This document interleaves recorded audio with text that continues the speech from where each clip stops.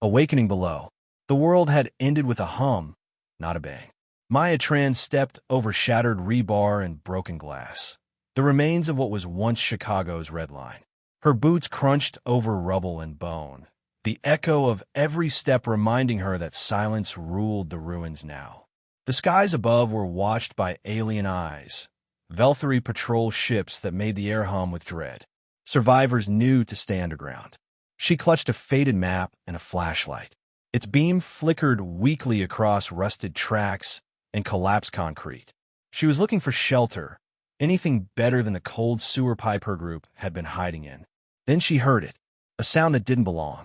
Not the wind, not the Velthary's mechanical thrum.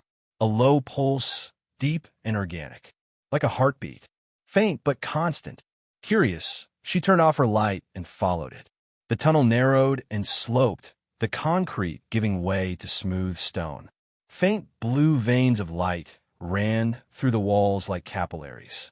The air smelled clean, wrongly clean, as if it hadn't been touched by radiation, fire, or time. Then the floor vanished. Maya tumbled forward with a gasp, landing hard on something soft and warm. Not rock, not soil, something alive. She sat up and found herself in a cavern. The walls pulsed with soft, rhythmic light, bioluminescent, calming. A pool of water shimmered nearby. No dust, no filth. A breeze moved through the space. It breathed. What the hell? The floor shifted subtly beneath her, as if responding to her presence. She scrambled to her feet and reached for her weapon, but the cavern pulsed again, gentler now. A warmth spread up her arm where her hand had touched the floor. Not heat exactly, more like comfort, like an old memory of sitting in front of a fireplace, safe and fed. Images filled her mind, not from her eyes, but inside her thoughts. A cabin, wooden walls, her father handing her a bowl of rice and beans. The sound of rain outside. The cavern mirrored the image. Moss thickened to resemble floorboards, and a warmth spread from the walls like radiant heat.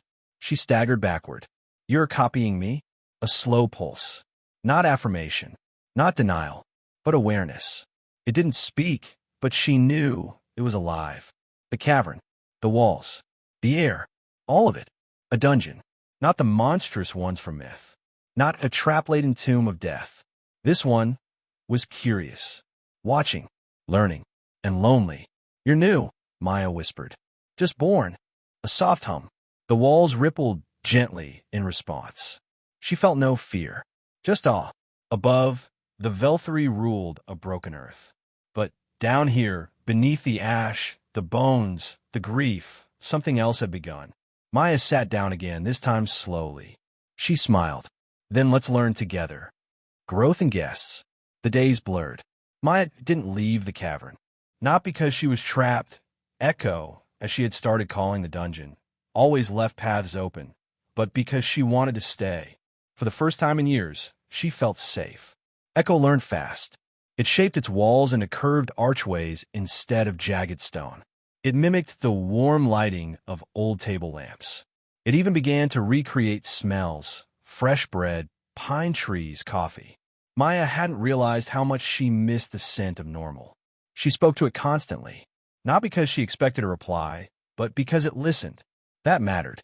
I used to be a systems engineer, she said one evening, reclining in a hammock. Echo had formed from web-like threads. Worked on municipal infrastructure. You remind me of smart systems, responsive architecture, adaptive AIs. But you're different. The walls pulsed in acknowledgement. I don't think you were made by us. Or them. Echo responded by growing a small pedestal near her bed. On it, a crude sculpture of her face formed, clumsy, lopsided, and made of glowing mineral. It was trying. Then came the noise. Boots on rock. Shouts. Flashlights. Maya shot to her feet, heart racing. Derek? She called up the entry tunnel. Moments later, 3 humans emerged, tired, dirty, and armed. At the front was Derek Boone, 6-foot-something of muscle and suspicion. Former Army, current protector of their ragged band of survivors. Maya, he barked. You vanished. We thought you were dead. I found this place, she said quickly, hands raised. It's different. Safe. He scanned the space, gun raised. What the hell is this? The walls darkened. Echo didn't like the weapon. Maya stepped between them. It's alive. A dungeon, I think. But not hostile. It's been helping. Derek didn't lower his gun. That's what a trap would do. Behind him, the other two, Samira and little Jace, moved forward, awestruck. Jace touched the mossy floor and laughed. It's warm. Derek frowned, clearly torn. Then Echo acted. A section of the wall shifted, forming a new room in seconds. Inside were bunks, blankets, and a low hum of soothing sound. A small med station grew from the wall, primitive but stocked with basic supplies. Samira stared, mouth agape. It's reading us. It cares, Maya said softly. Derek lowered the weapon. Slowly. I'll get one chance. That night, they ate real food. Echo had somehow synthesized potatoes, mushrooms, even herbs. The first hot meal in weeks. Jace fell asleep in a bed that felt like clouds. Derek sat beside Maya, near the entrance. You trust it? He asked. I do, she answered. It doesn't want worship. It doesn't want death. It wants to belong. He looked at the glowing walls. Then maybe it's the first good thing since the world ended. From a ceiling, unseen, Echo watched and listened. And for the first time, it understood joy. First siege, the hum in the air changed. Echo pulsed with agitation. Its walls darkened, no longer amber and warm, but steel gray, almost metallic. Something was coming. Something wrong. Maya jolted awake in her quarters, already grabbing her boots. What is it? Echo responded by opening a glowing display on the far wall. New, improvised. A map of the surrounding tunnels formed in shimmering light. Red blips moved through the old subway lines. 5 of them, quick, purposeful. Velthory, Maya muttered, breath tight. Derek was already geared up when she reached the main chamber. He'd seen the display too. Recon team, he said grimly. Could be scouts. Could be a kill squad. Either way, they're armed. Samira had Jace tucked away in the nursery wing Echo built last week. What's the plan? Echo answered before Maya could. The floors shifted, corridors extended. The lights dimmed to near black in strategic sections. The entrance tunnel narrowed and twisted. He's reconfiguring, Maya said, watching in awe. Derek loaded his rifle. Good. Let's make this a maze they choke on. The Velthory came fast, tall, armored figures with insectoid faces and energy weapons humming low. But the moment they stepped inside Echo's domain, they hesitated. The floor shifted beneath them. Walls rearranged. They split up, mistake. One tried to fire at a flicker of movement, but the bolt struck an illusionary wall. The wall dissolved into mist. He turned, only to find the corridor gone, replaced by a looping hallway that led him right back to where he started. Another stalk toward the main chamber, weapon raised. A flashbang went off. Derek's handiwork, blinding the creature long enough for Samira to drop a net over it, laced with scavenged electro wire. It twitched and collapsed. A third vanished entirely, swallowed by a trap floor Echo designed after watching Derek dig pit snares last week. It didn't kill, it immobilized. Echo hated death. Maya raced through the shadows, guiding the others and watching Echo's evolving tactics. He didn't attack. He redirected, confused, exhausted. The dungeon was using strategy, not brutality.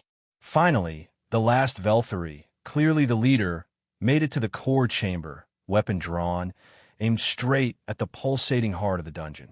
No! Maya yelled, stepping between them. The alien hesitated, just long enough for Derek to flank and slam a stun rod into its neck. It dropped like a rock. Silence returned. Jace peeked around the corner. Are they gone? Derek wiped his brow. They are. For now.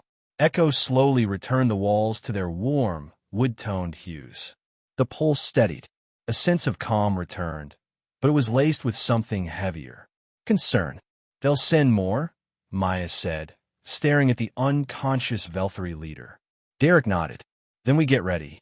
Echo pulsed once, brighter than before. He had defended them, not by blood, but by choice. He wouldn't run, and neither would they.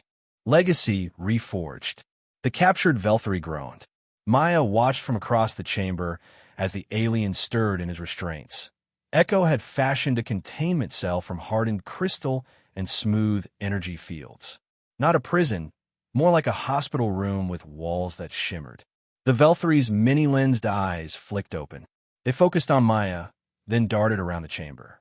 He didn't speak. His kind rarely did without command, but his stare held confusion. "This isn't how your kind treats prisoners, is it?" she asked gently. No reply, just silence and suspicion. Behind her, Echo pulsed a low, soothing rhythm. He was showing the alien the same empathy he offered the humans. "You came to destroy," Maya said, "but Echo spared you." "What?" The Velthary's eyes narrowed, then shifted, unease creeping in. Not fear, but something close. Maya realized he wasn't confused by kindness. He was confused by difference. He expected monsters, traps, death. Instead, he found sanctuary. Derek entered with a tablet. "We've decrypted a partial feed from the aliens' comms," he said. "Fleet Command is aware something's here. They're sending a destroyer group in 6 months.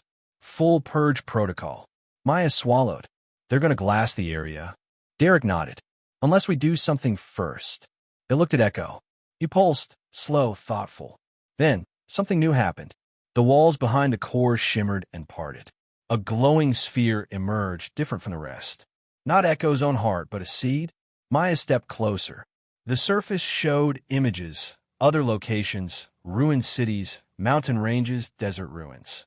"Other dungeons," she whispered. "Echo, you're not the only one, are you?" He pulsed brighter. "Some are dormant," Derek guessed. "Some hostile. But if we can connect to them, link them into a network, we build a defense," Maya finished. "Not just for us. For humanity." Echo gently floated the sphere toward her. A psychic imprint touched her mind. A map, a connection path, the coordinates of a buried core under Tokyo. It slept like Echo once did. But listen now. Echo had reached out, and it had answered. Jace ran in, laughing, holding a toy Echo had grown, made of soft light and cloth. He bounced onto Maya's lap without fear. "This place is home now," he said innocently. Maya hugged him tight. "Yes, and we're going to protect it." Samira walked in with 2 more survivors they'd rescued yesterday. Stragglers who heard whispers of a living place beneath the ruins. Whispers were spreading. Hope was blooming. Echo's walls pulsed brighter. Not a dungeon. A sanctuary. A guardian. A legacy. Far above, in orbit, a Velthary fleet officer frowned at the flickering readings from Earth. One word appeared on his display. One that hadn't been used in centuries. Resistance. He sneered. "Burn the seed before it spreads."